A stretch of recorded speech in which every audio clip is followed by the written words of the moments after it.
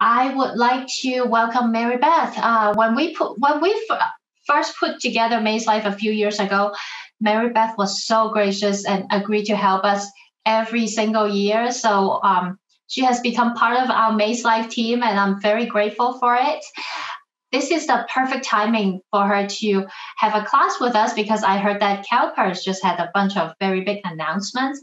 And Mary Beth is here today to let us know what they are and then discuss some of the details. With that, I would like to welcome Mary Beth. Thank you very much, Catherine. I am hopefully, can everyone see the presentation? Let's start with the important stuff. Great. I am so happy to be here. I love coming to Maze Live and talking to everybody about what's going on in my world. And I would really love to see you all in person again. We're hoping for next year. But just sort of to remind you of that, I can't see you guys at all. So I can't see if you're looking confused or if I've lost you or put you to sleep.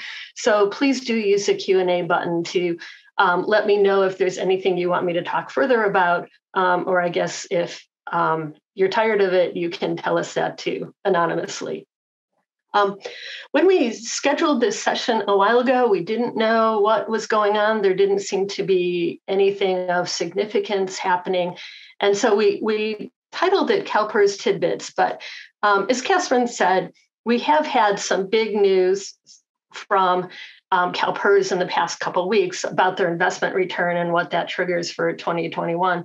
So a lot of this session is really going to be a deep dive into that to make sure everyone understands why these changes are happening and what they might amount to. And then we'll talk a little bit about POBs as well, because I know that's another really hot topic at the moment for a lot of agencies. So first, I'm going to start with CalPERS investment return. The good news is that the preliminary returns they're reporting is 21.3% for the year. And here's what I think about that. It's pretty exciting news, certainly worth a celebration after a lot of years of subpar returns. And then, so given that they did it great, what does that mean for us? Well, the impact, and a lot of this is what we talked about last year, except in reverse. So the impact to you is the difference between 7% and the actual return that CalPERS got. 7% because they're expecting 7. And so one thing you need to do is remember that they report a gross return. They will take administrative costs out of that return. So you probably won't see 21.3 applied to your assets. You'll probably see 21.15. And again, that return applies to your plan assets, which is usually a big number. It's not just the unfunded liability, but the whole assets you have earned an extra 14%. The difference, the extra it earns, is amortized over 20 years, meaning it'll reduce your contributions over 20 years, levelly, except that the first 5 years have a ramp up. So it'll be a small change in the first year and a bigger change over the next 5 years. And that's not going to start until fiscal 23-24. We do have this 2-year lag, so you're not going to see an immediate reduction in your contributions, unfortunately. Okay, so if we look at numbers, actuaries like to look at numbers. Let's say you have $10 million of assets. If we look at the difference between 7% and the actual return, first we take off the 15 basis points for admin expenses and calculate that it's 14% extra return. We multiply that by $10 million. This plan has about $1.5 million more money than it expected to have. How is that spread out over time in the contribution? The schedule is going to look like this. The first year is going to have a contribution reduction of $35,000, $70,000, $105,000, $140,000.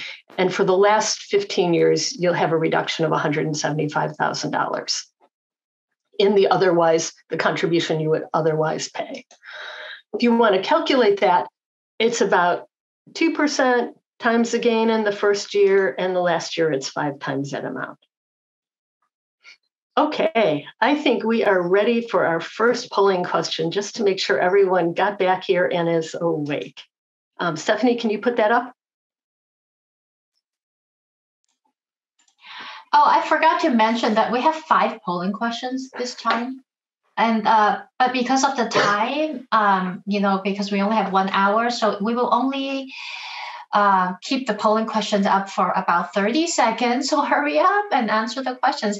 You only need to answer 75% of the polling questions to get a credit, which is about 4 questions. So, but if you, for any reason, cannot get to it, just let us know. Thank you.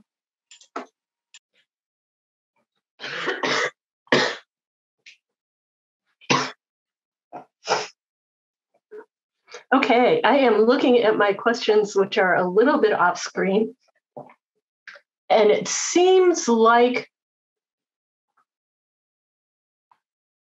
I'm not quite sure. We've got a lot of people on the right track and some people close and some people on the wrong track. Those are probably the people who were on break and just came back.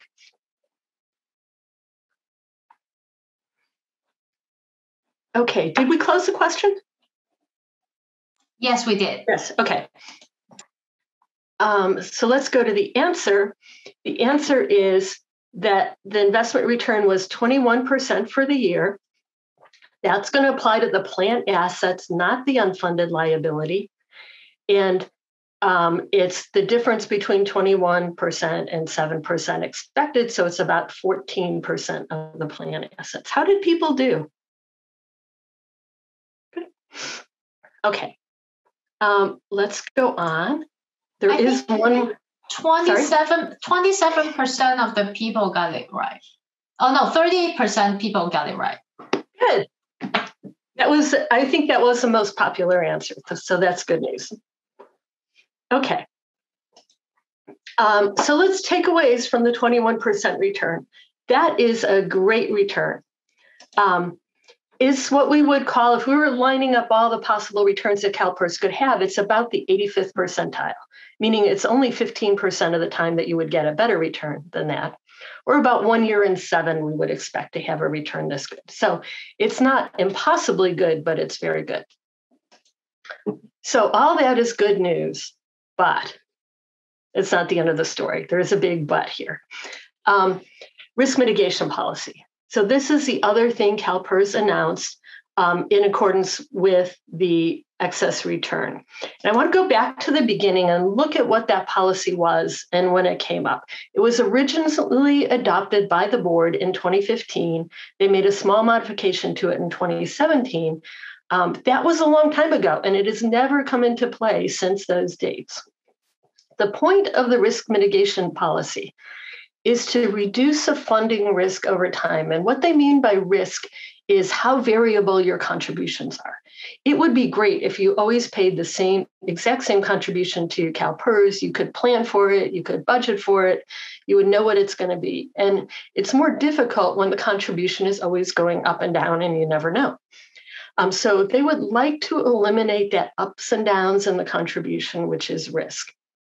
So the point of this policy is to pull some risk out of the contributions to make them more stable. And so the policy says when CalPERS investment performance outperforms what it's supposed to, so does better than what it's supposed to, they will adjust the discount rate, the expected investment return, and the strategic asset allocation targets. Okay, and then the policy goes on to say exactly how that will happen. They have a table that says, here's what happens depending on what the excess return is. And so we were right in this place. We had 14% excess return. So we're in the 13% row because we exceeded 7, but we didn't exceed 7. We exceeded 13, but not 17. And when that happens, the discount rate will go down 20 basis points and the expected investment return will go down 20 basis points. Okay, so what does that mean?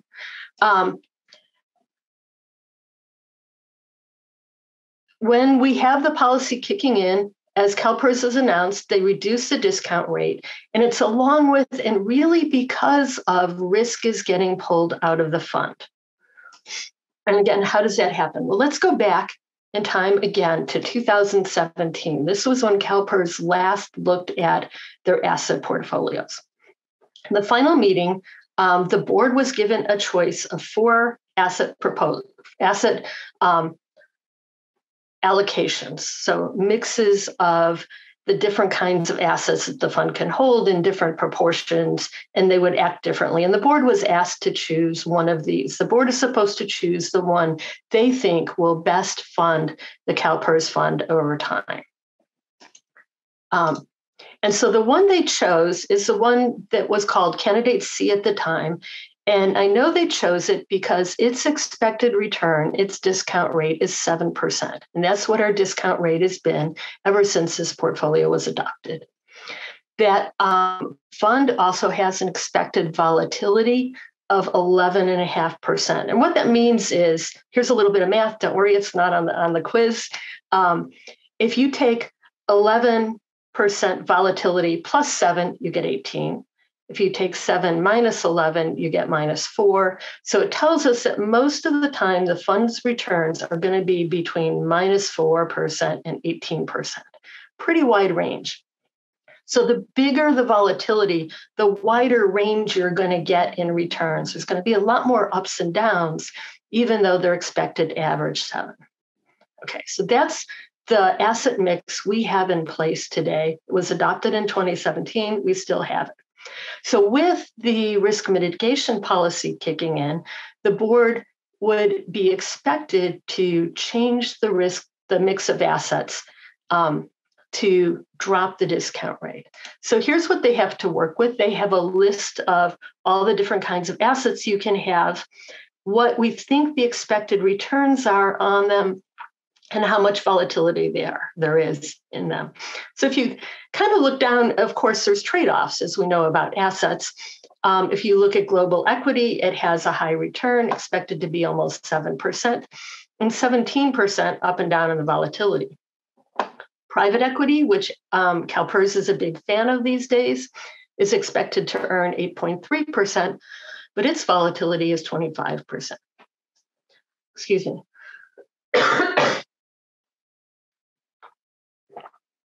There's other more stable assets, particularly liquidity, which hardly earns anything, but also has no volatility. So what we think is that CalPERS will somehow change the mix of assets in the fund to get the return down 20 basis points. We go back to the original fund layout they had and look at those and say, is there anything like maybe 6.8% that might give us a hint of what they would do? We can see that the candidate B portfolio looked a lot like what we think they might do. It had a 6.75% expected discount rate. Okay, a quick polling question for you. Question number 2 is going to come up. And I'll give you a little bit of time to think about it.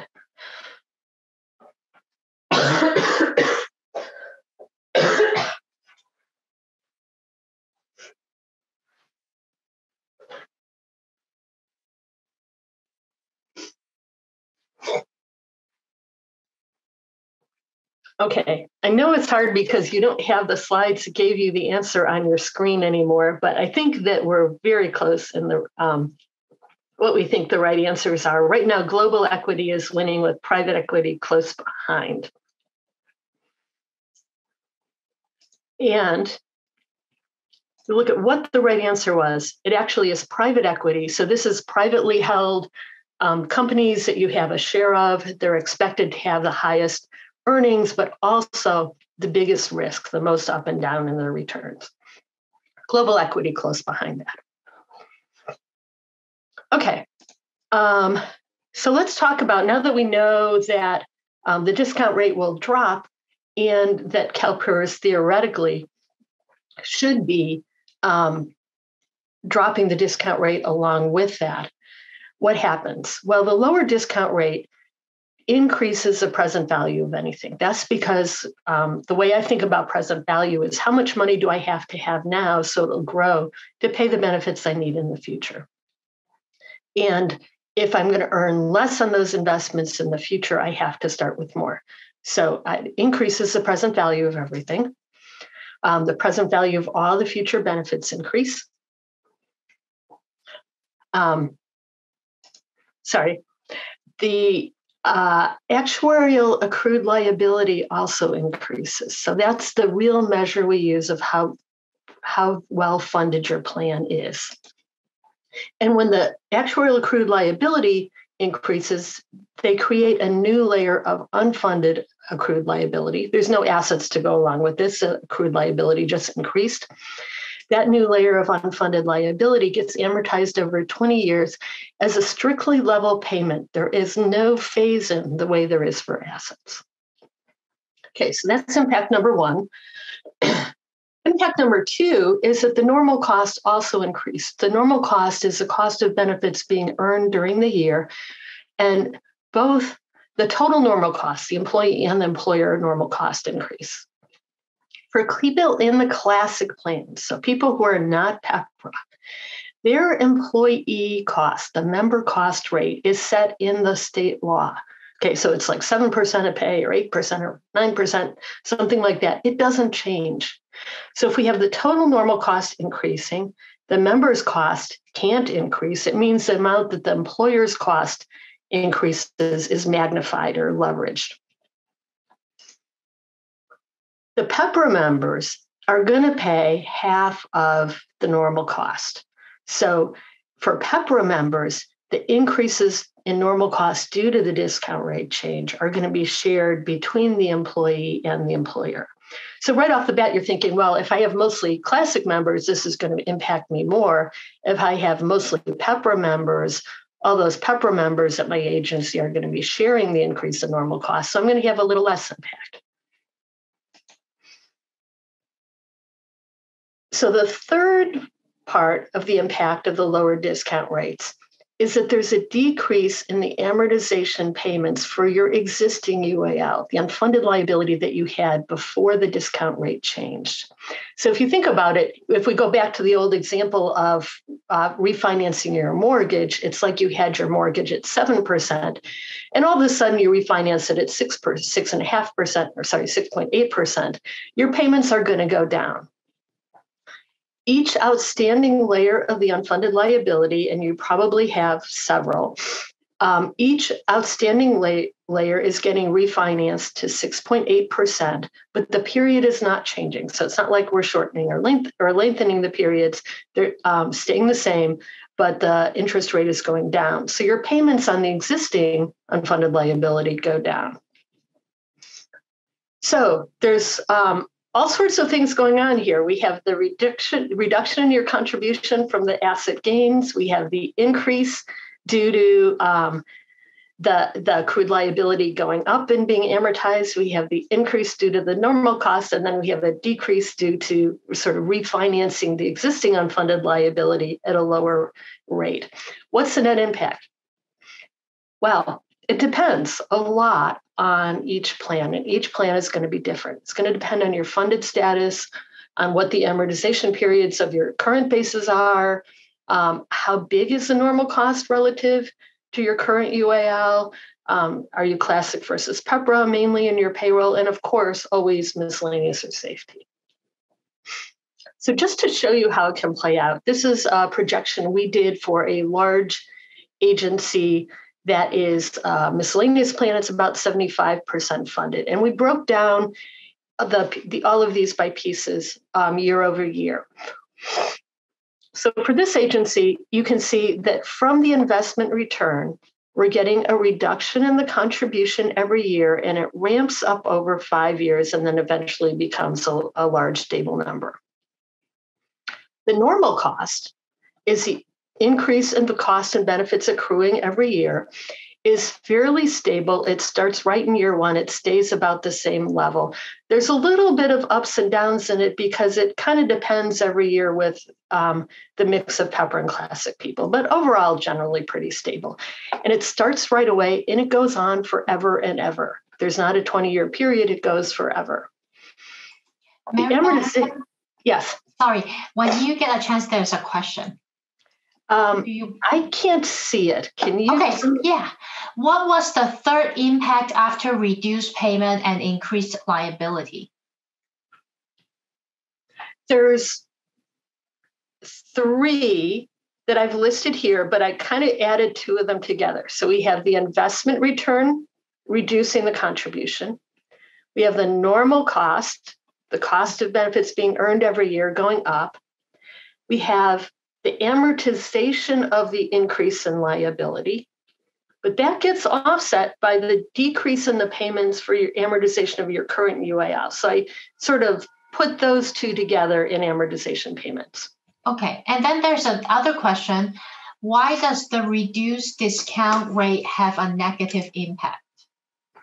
So let me go back, because that's really important. No one talks about this piece.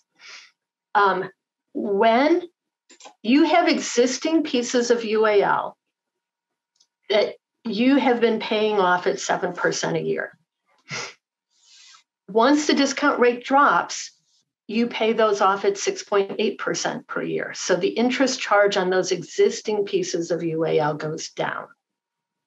So you have to pay less to pay them off, just like you refinanced your house at a lower interest rate. Okay. So that goes together with the fact that your UAL in total went up, and that's a new layer. So you got two things going on. One goes up, one goes down. Generally, it makes an up, but not always. Depending on your plan, the net of those two could be pretty flat, or it could be a down. Usually it's an up. So we see the amortization payments for this plan going up for 20 years, because that's how long we amortize the increase in the unfunded liability over. But they had existing amortization bases that were longer than 20 years. And so when we refinance those down to the 6.5%, we've got sort of changes tailing out over a longer period of time that were decreases. It's pretty complicated.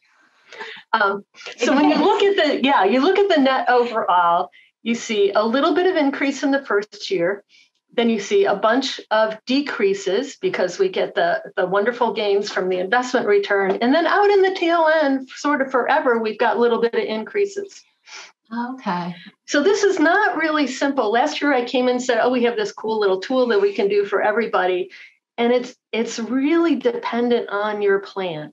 I think that overall, almost everybody's going to see a fairly sizable decrease for most of the time. Okay. So I have one more question. Okay. If an agency issued POBs, the pension obligation bonds, and pay off their pension obligation in full, by virtue of the discount rate decrease, they will now have a pension liability that year to show in their annual financial report and every year thereafter, right? Most likely, yes. On the other hand, so from the discount rate changing, that would give them a new piece of unfunded liability.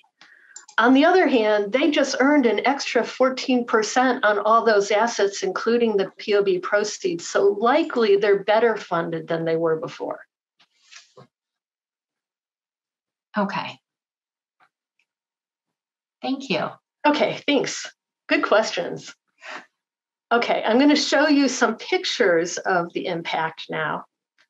This is a projection we had done for a client to get a miscellaneous plan, sort of a projection of their costs when we considered everything going forward. What would happen to their contribution rate over time? It's kind of a funny pattern, but that's the way this client worked. And when we do our modeling, the blue line is the most likely place for the contributions to be. And the little boxes above and below sort of mark where the contribution is 50% of the time. So 50% of the time, we expect the contribution in this range, a quarter of the time up here and a quarter of the time down there. Okay, so that was before this year's asset return. When we add in this year's asset return and the change in discount rate, we get the green line here. And I wanted to put them together so you could kind of see how it ends up playing out. The change doesn't happen until the 23-24 fiscal year. And if you read very carefully the numbers, you'll see that the new way has a very slightly higher cost in the first year. But after that, it's much lower. And in the next couple of years, it's actually below the lines that marked the 75th percentile return. So it's a pretty unexpected decrease, but not a lot, very close to them. And then not so much of a decrease in the future, but definitely a decrease in the contribution rate that's very marked.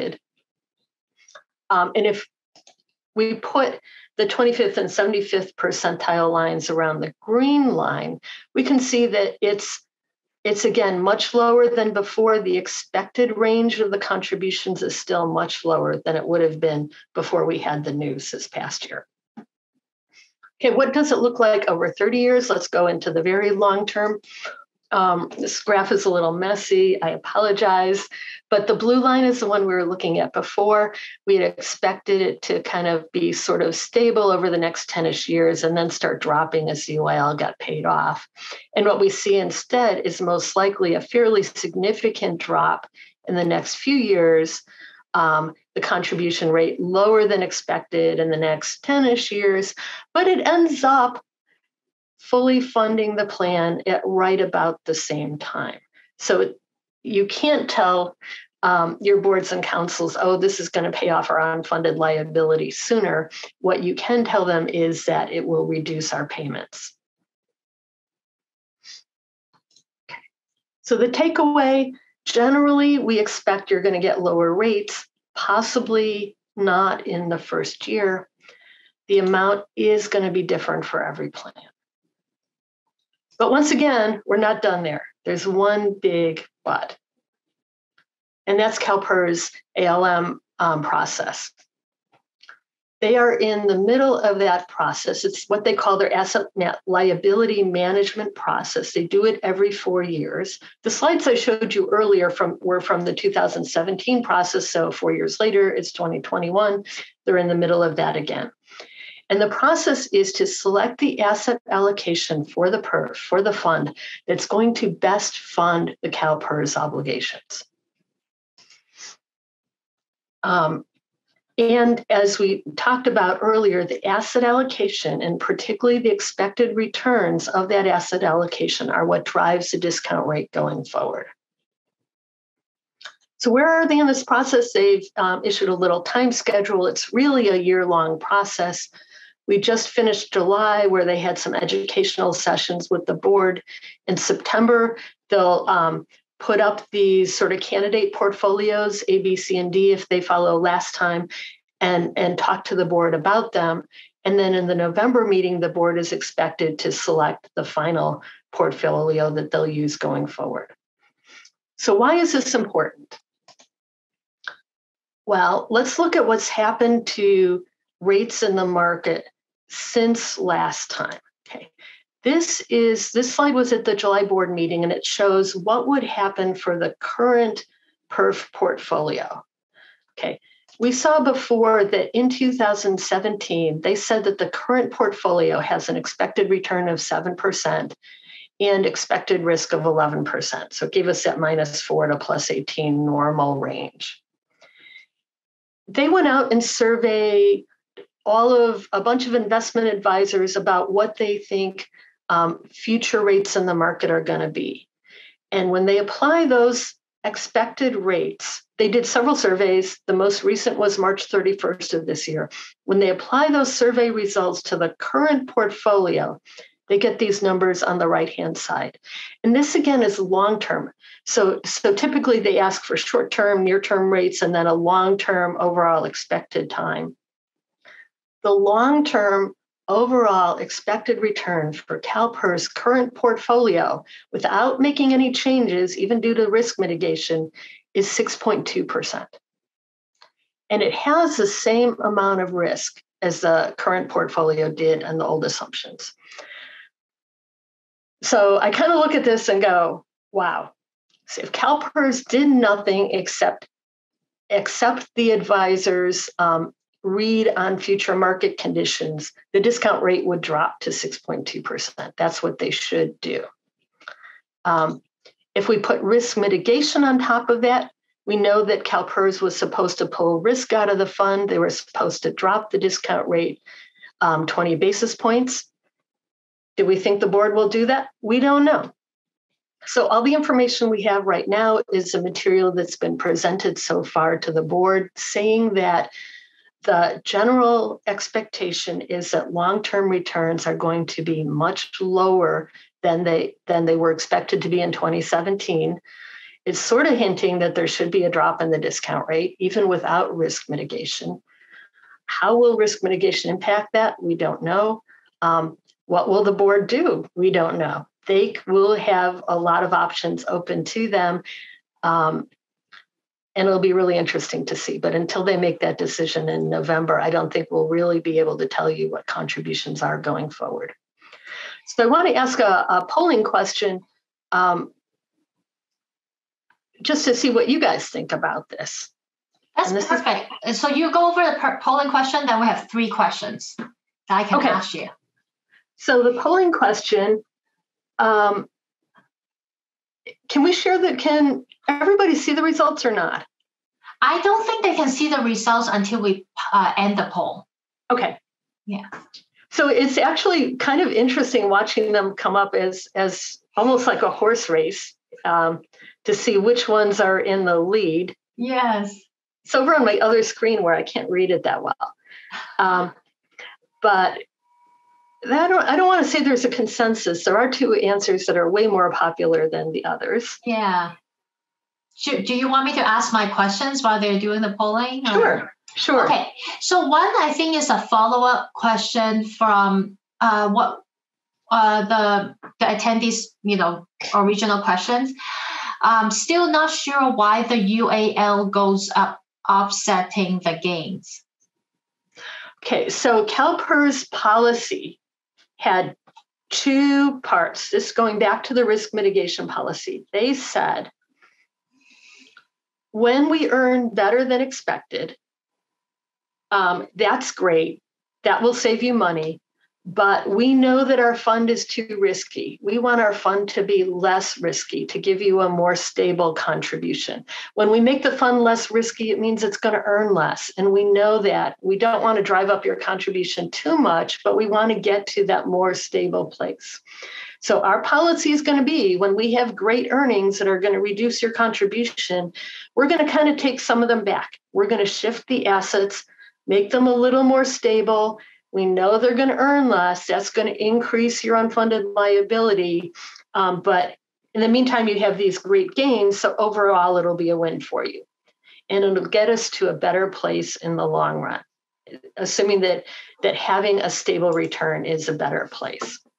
Okay. So because of that, we get the drop in the discount rate, the liabilities go up the same time the assets went up. Hopefully that helped. Yes, I think so. Then second question, does this mean the discount rate decrease contributes to more bang for the buck if a $10 million ADP is made? Can you read that one more time? Does this mean the discount rate decrease contributes to more bang for the buck if a $10 million ADP is made?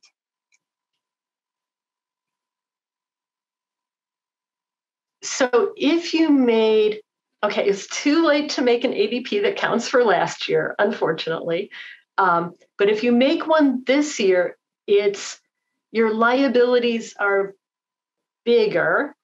So $10 million would be, maybe before $10 million might have paid off 5% of your liability. Now it might pay off 4% of your liability.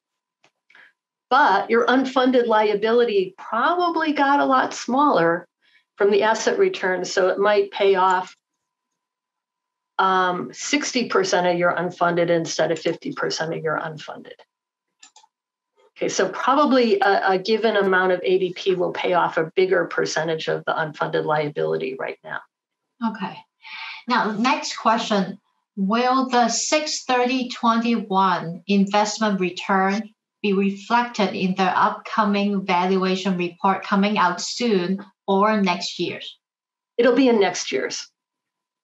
Sometimes if you think about your valuation report, sometimes in the beginning, they have sort of a 5-year projection. They might get that into the 5-year projection, depending on their timing. I'm not sure how quickly they can get that in. But the base results will not reflect that. Okay. So then we have a comment, and I think it's for a follow-up to the 2 questions ago. It says the payment was made in June. So I'm thinking it's the ADP payment. Okay, so if you made the So the way CalPERS credits investment return to extra contributions you make is that they say, what was the return on the whole fund for the whole year? 21%. Okay, so they don't look at the timing of when the money went in. They say, okay, great, everybody gets 21% on their ADPs, but your money was only in for a month, so you get 1/12 of 21%. Okay, so it's not adjusted by, let's say they made the whole 21% in the month of January. Okay, it's not like you had to have your payment in January to get that. Even if you made your payment in June, you would get that. But it's just for the portion of the year times 21%. Okay, that makes sense. Yeah, so you'll share a little bit. If you made the payment in June, you'll share a little bit in that 21%. Got it. Okay, those are all the questions I have. I don't know if we shared the polling result for number 2 or not. I'm not sure if people can see it, maybe, but the results were the winner was 6.8%. So 39% of the people think that 6.8% will be the discount rate we end up with. And another third of the people think it'll be 6.5%, but that phase in over 3 years. And the other choices had somebody voting for them, but much lower choices. So Mary Beth, I lost your camera and we can still hear you, but I'm not sure. Oh, no, we cannot see it. Because I moved that. Is it back? Can you see me? No, not yet.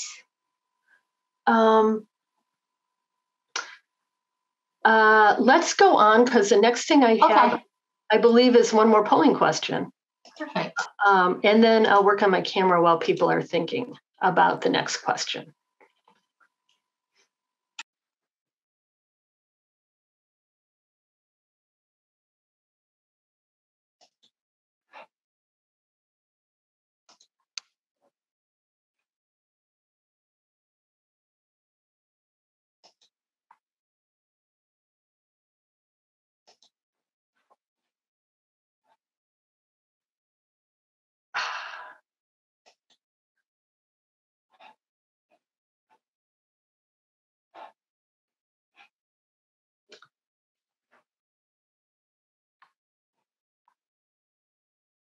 Okay. Catherine, I do not know how to make the camera come back on. Oh, okay. Well, I guess, we can still, if we can see your slide, maybe that would be okay. I'm not quite sure. And I've lost, oh, wait, there's camera. No.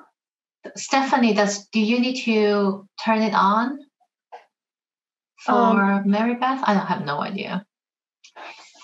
I am going to, just totally close this.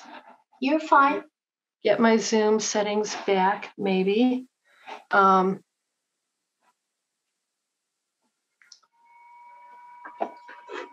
guys. Okay, wait, that will help. Go back to start video. Why won't you do video? Yeah. I think as long as we can see your slide, that should be okay too. Yeah, I can't make the camera go on. It tells me. Okay. But we'll go back to sharing. Yeah, let's do that. And that will help.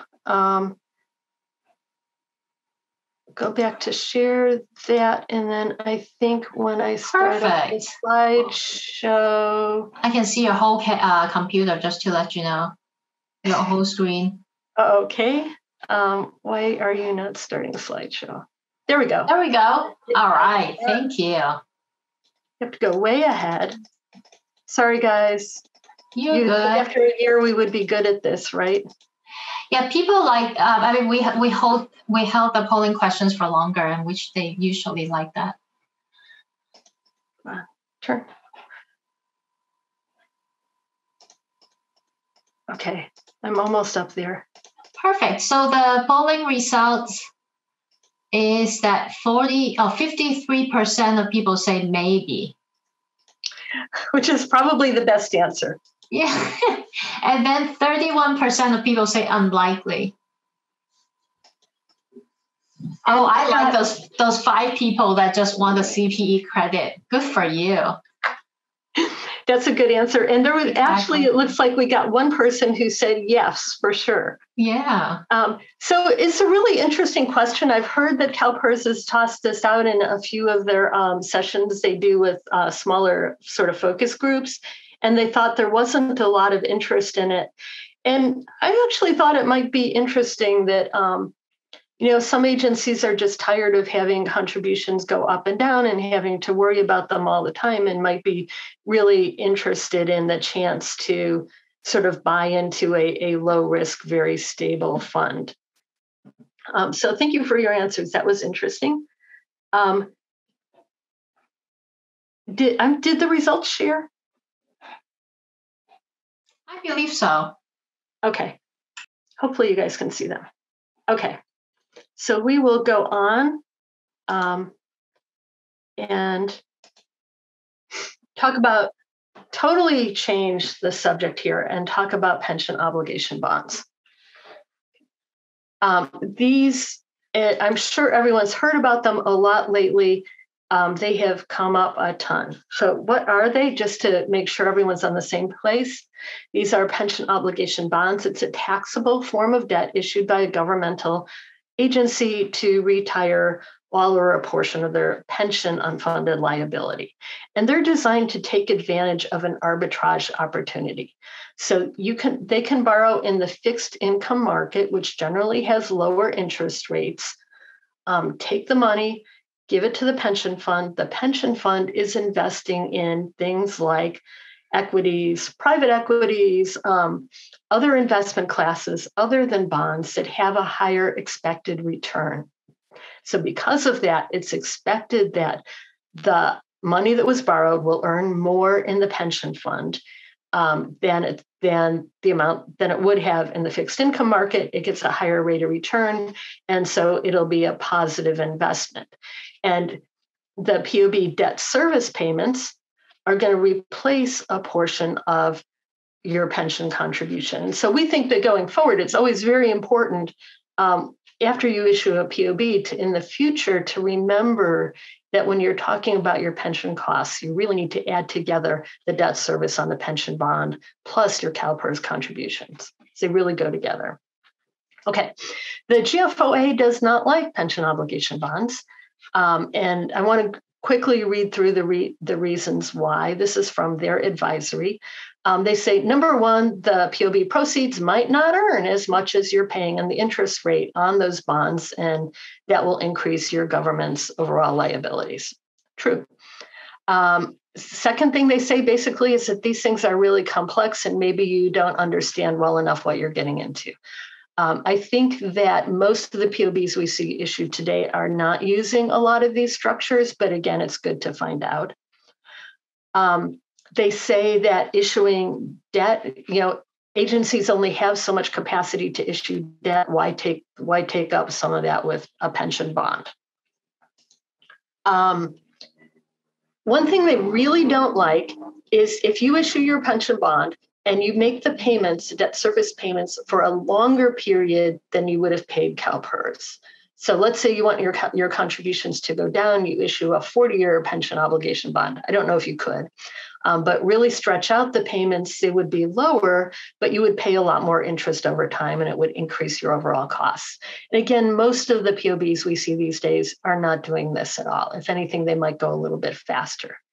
And then finally, the GFOA is concerned that rating agencies might not view these positively unless they see that you're really seriously addressing the pension liabilities. So this was an initial advisory issued several years ago, and the GFOA reissued it and confirmed it just this past February. So their position is very clear. They don't like POBs. But in spite of that, POBs are incredibly popular. And why is that? Well, right now we have very low interest rates, and it's just really appealing.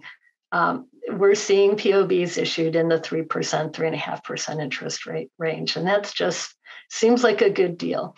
A small secondary reason why these are popular is that there are agencies who, when they project out their pension costs, really feel stressed about their ability to make increased contributions in the future and are really trying to restructure their cash flows.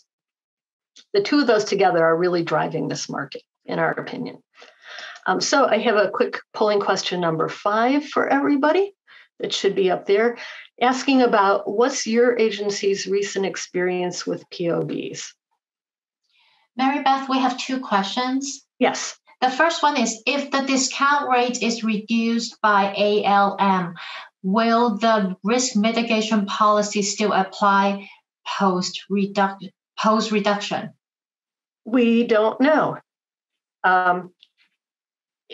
We really don't know. And I would expect that would be something the board would talk about at the time they're going through the ALM process, but they haven't given us any hints.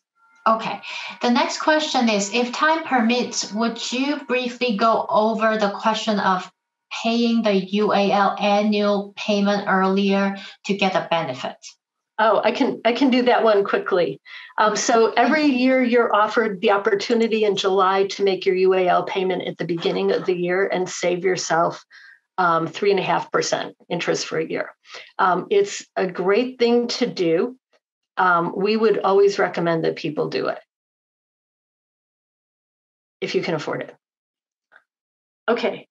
So I'm not sure, again, that I can see the results, but can you see the results? I can't. I think I can. Oh, actually, if I go off my camera, I can see them. So we actually see that about a little over 10% of people have actually issued a POB recently. We have about 5% in the process of issuing a POB. We have sort of 30% of people who've been approached either by an outside advisor or their board and asked to look at a POB. We have 27% who say, which is close to a third, say we would not do this ever. And there's my when pigs fly comment on that. And then again, we have people who aren't quite sure, but they want the CPE credit, so they're answering. So it's kind of interesting. We have quite a number of people in the process or thinking about POBs, trying to do the analysis, and then again, many who've already done so. Okay, so if you're thinking about a POB, the question you want to know, and the question you're probably being asked by your governing body is this a good deal or not? And there's really 3 ways that people think about these. The first is to say, I just know they're a good deal as long as my borrowing cost is less than 7%. I'm not sure I agree with that, but that's a very common approach to analyzing them. As long as the interest rate is less than the rate CalPERS says they can earn, it's a good deal, we should do it. A second way to look at them is something we call scenario testing, and a third is stochastic modeling. And I'm going to go through those in a lot more detail. Okay, so when we evaluate a POB, what we do is we measure the change in the future cash flows of the plan that's caused by the POB. Okay, so if you issue a POB, first of all, you have a schedule of debt service that you're going to pay over time, and that you know what it is. It's fixed. You're going to take the POB proceeds, you're going to give them to CalPERS, like a giant ADP. The CalPERS unfunded liability is going to be lower. So your future contributions to CalPERS will usually be lower because your unfunded liability is lower. How much lower the future contributions are is going to depend, of course, on what CalPERS investment return is. And then as we look at these future cash flow streams with and without the POB, it's important to bring everything back to the present value now so you can really account properly for the timing differences in the two. So as I said, future costs are going to depend on what CalPERS investment returns are. It's not going to be 7% or 6.8 or whatever we end up with every year. And typically, most years, it's not even going to be that close to 7%. It's going to be up or down. So when we do scenario testing, what we do is we pick a future expected investment return scenario and say, what would have happened to the plan, or what will happen to the plan if that investment return pattern happens again if we do the POB and if we don't do the POB. And let's see if one comes out better than the other. So in picking a scenario, some people just sort of make up numbers. One common thing that's done is to say, let's say we had the period of time from 2007 to 2012 again, pick up 2008 and 9 because they were really bad years. How would this potential POB deal look like if we had 2007 to 12 happen again? Okay. The other way we model is what we call stochastic modeling. Some people call this Monte Carlo testing, where we do 1,000 simulations. So like picking a scenario, except we pick 1,000 of them. We do them out for 30 years apiece. And they're somewhat randomly chosen 30-year investment returns. And when I say somewhat randomly, it's based on a random number generator, but it's not purely random. It's more likely that the pattern of returns will follow the expected returns for your various asset classes.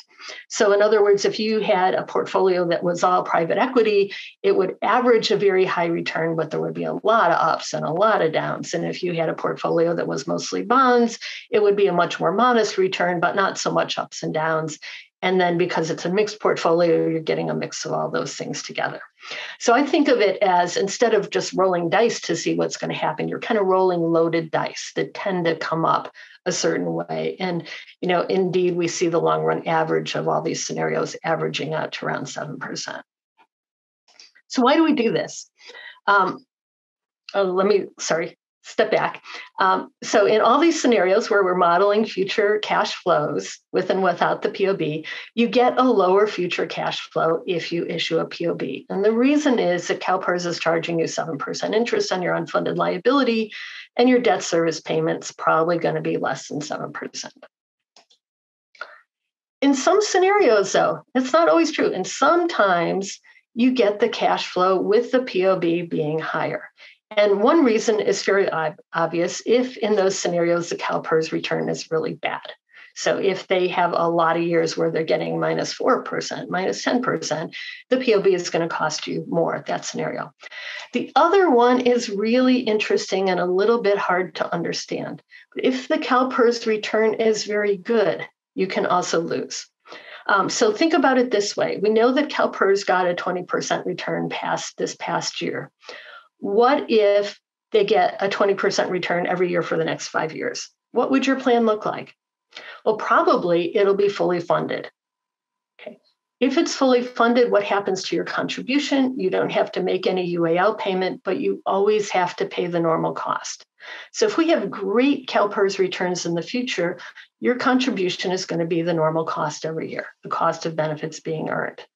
And that's the rule in PEPRA that says that has to happen. You can't just stop paying. Well, in that scenario, what would happen if you had issued a POB? Well, you would be in the same situation. Your plan would be fully funded. Your contribution would be the normal cost, but you would also be making your debt service payments. So you would be in a worse cash flow position with the POB, even though things went very well. So when we're doing sorry, we all have about only a couple of minutes just to let you know. Okay. Yeah. Sorry. So I'm going to talk really fast. I'm almost at the end. We'll do my pictures fast. So scenario testing says in this one instant, will POB be good? Stochastic modeling says, how likely is it to be good? The way I think of it is when we do the stochastic modeling, we're running 1,000 trials.